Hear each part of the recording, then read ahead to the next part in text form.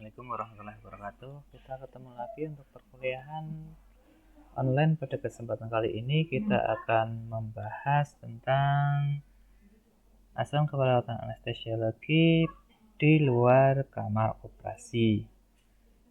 Nanti tidak ada tugas yang harus dikerjakan mahasiswa, silahkan disimak saja. Ya, kita mulai terkait dengan anestesi di luar kamar operasi. Kita lihat definisi dari lokasi terpencil. Maksudnya ini adalah lokasi terpencil yang dimaksud berupa tempat di mana anestesiologis, ya baik itu dokter anestesi maupun penata anestesi mungkin dibutuhkan untuk melaksanakan anestesi atau sedasi di luar ruang operasi, meliputi ya, seperti prosedur radiologi seperti kardiak angiografi, kemudian bisa juga radiologi, CT scan atau MRI.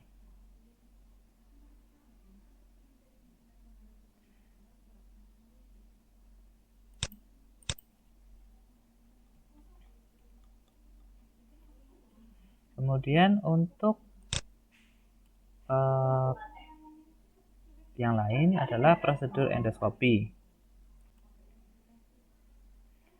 Selanjutnya ada klinik gigi, unit luka bakar, dan unit psikiatri untuk terapi elektrokonvulsif. Kemudian ada lagi unit ginjal untuk litotripsi, ada unit ginekologi untuk fertilisasi in vitro. Kita lanjutkan. Siapa yang seharusnya memberikan obat sedasi untuk prosedur yang dilakukan di luar kamar operasi?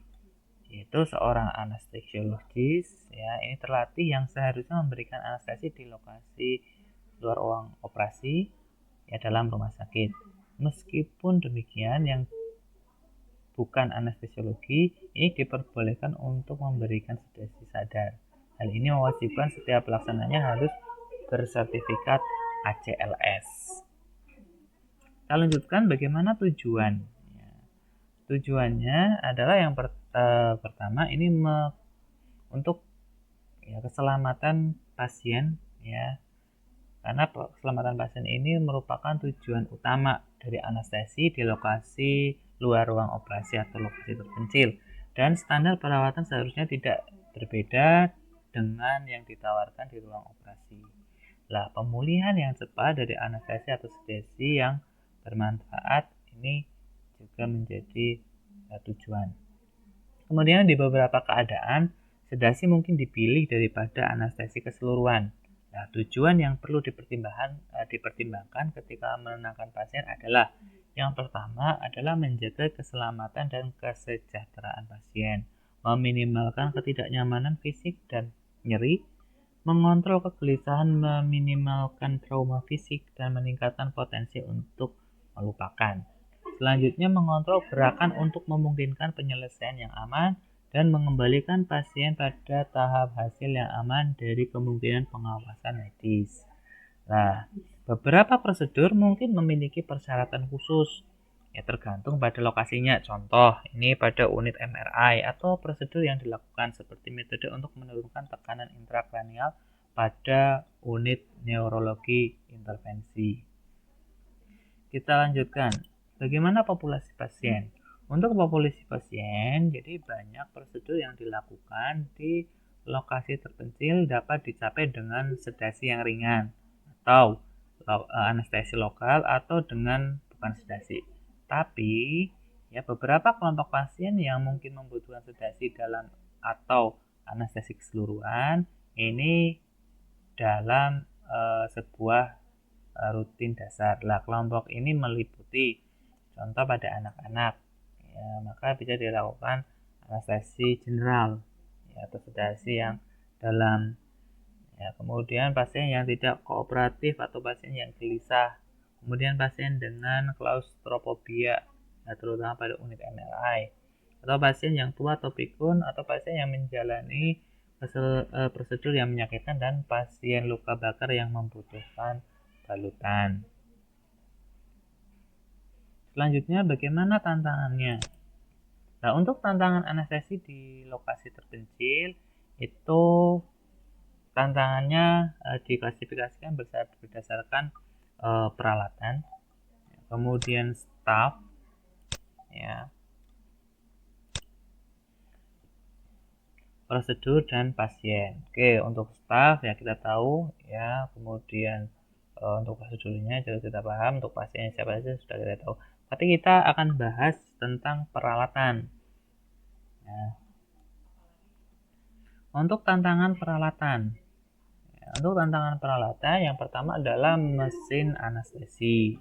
Nah, mesin anestesi idealnya harus sebanding dengan fungsinya bekerja di ruang operasi, meskipun ya mesin anestesi tersedia untuk lokasi terpencil kadang merupakan sebuah model yang sangat dasar, ya, dengan monitor minimal yang mungkin tidak digunakan dalam kamar operasi.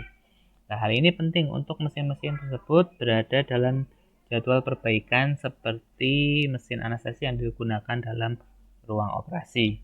Nah, desain ya biasanya pada mesin anestesi mungkin tidak familiar. Contohnya pada posisi dari oksigen flow meter ya, yang mungkin berada pada posisi tangan kiri ya, berbeda dengan posisi tangan kanan di beberapa tempat.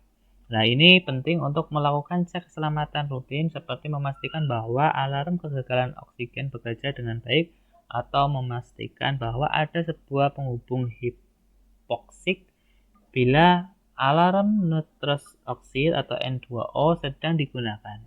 Nah, memastikan bahwa kita dapat melihat mesin anestesi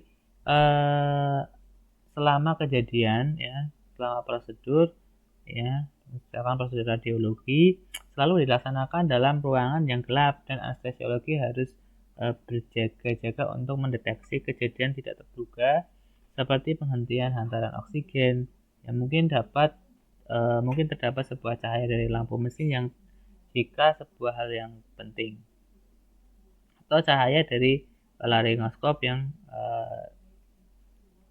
tidak cukup ya, sehingga cahaya dari mesin cahaya ini penting. Nah, fasilitas yang tersedia ya seperti listrik darurat ya atau defibrilator ini juga harus tersedia. Lanjut, yang berikutnya adalah suplai oksigen. Untuk suplai oksigen, jadi ruang operasi modern sering dilengkapi dengan sebuah suplai utama dari oksigen udara dan N2O. Lah, beberapa unit ya di luar ruang operasi harus memiliki sumber yang benar-benar sumber yang baik dari oksigen yang adekuat untuk durasi dan prosedur tindakan. Nah, di banyak lokasi luar ruang operasi ini mesin anestesi mungkin hanya memiliki silinder ya, dan oleh karena itu ini penting memastikan bahwa silinder ekstra ya siap selama prosedur dilaksanakan. Ya, silinder tersebut harus dicek sebelumnya memulai anestesi untuk memastikan semuanya tersedia. Nah, sebuah cadangan setidaknya satu tipe ya untuk silinder oksigen ya tersedia sebelum memulai beberapa prosedur di luar ruang operasi. Kemudian yang berikutnya adalah kunci silinder. Ya, untuk kunci silinder ini untuk membuka tabung oksigen ya harus sesuai dengan mesinnya. Nah, hal ini penting untuk mengecek kunci silinder maksudnya tabung oksigen siap digunakan sebelum memulai prosedur anestesi. Selanjutnya adalah listrik. Ya, harus ya ada aliran listrik yang tersedia untuk anestesi dan persiapan monitoring. Selanjutnya untuk penerangan, sebuah penerangan yang berarti ini dibutuhkan ya daripada sekadar lampu laryngoskop saja. Selanjutnya untuk tabung soda lime. Untuk tabung soda lime ya ketika menggunakan siklus sistem ya sebaiknya menggunakan soda lime yang segar dalam tabung sebelum mulai prosedur. Lanjut untuk sirkuit anestesi. Untuk sirkuit anestesi, jadi prosedur tertentu membutuhkan mesin anestesi yang berjarak dari pasien ya. Oleh karena itu, sirkuit dan monitor dengan tabung yang panjang harus dipersiapkan. Jika penggunaan sebuah sirkuit ya yang panjang, ya tes kebocoran ini harus dilakukan. Nah, sebuah tas yang menggelembung ya dengan sendirinya juga harus tersedia untuk melaksanakan ventilasi tekanan positif pada kasus kegagalan oksigenasi. Selanjutnya obat-obat yang tersedia. Untuk obat-obat yang tersedia, karena beberapa lokasi yang tidak sering dikunjungi oleh tim anestesi, ya karena terdapat ya check up ya tidak biasa dari inventaris anestesi. Ya, kita harus memastikan bahwa kita memiliki semua obat yang mungkin digunakan selama anestesi, meliputi kedaruratan dan obat resusitasi, dan obat tersebut tidaklah daluarsa. Lanjut untuk mesin penghisap. Untuk alat penghisap atau suction yang mungkin tidak selalu tersedia pada luar ruang operasi, dan oleh karena itu penting untuk memastikan mesin penghisap yang bekerja selalu tersedia dengan listrik tambahan. Nah, sebuah mesin penghisap atau suction yang dioperasikan dengan kaki praktis ya digunakan sebagai cadangan, ya bisa dibawa ke luar ruang operasi.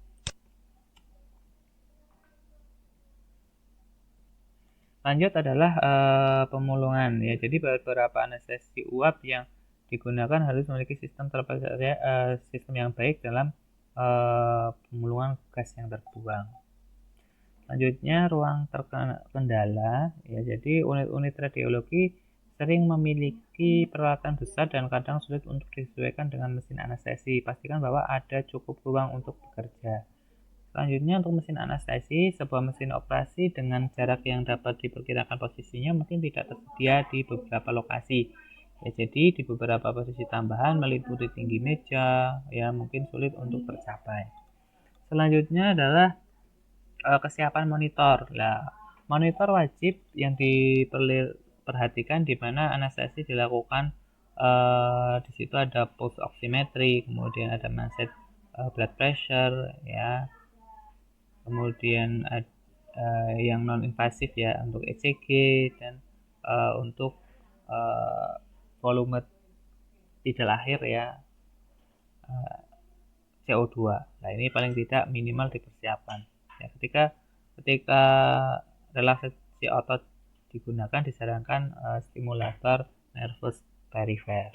Nah, periksa manset blood pressure dengan ukuran ya yang tepat ini harus tersedia, juga memungkinkan memobilisasi monitoring ya volume tidal CO2 dari ruang operasi. Nah, monitor ya mungkin memberikan tantangan pada unit MRI, dan persiapan monitor yang baik ya.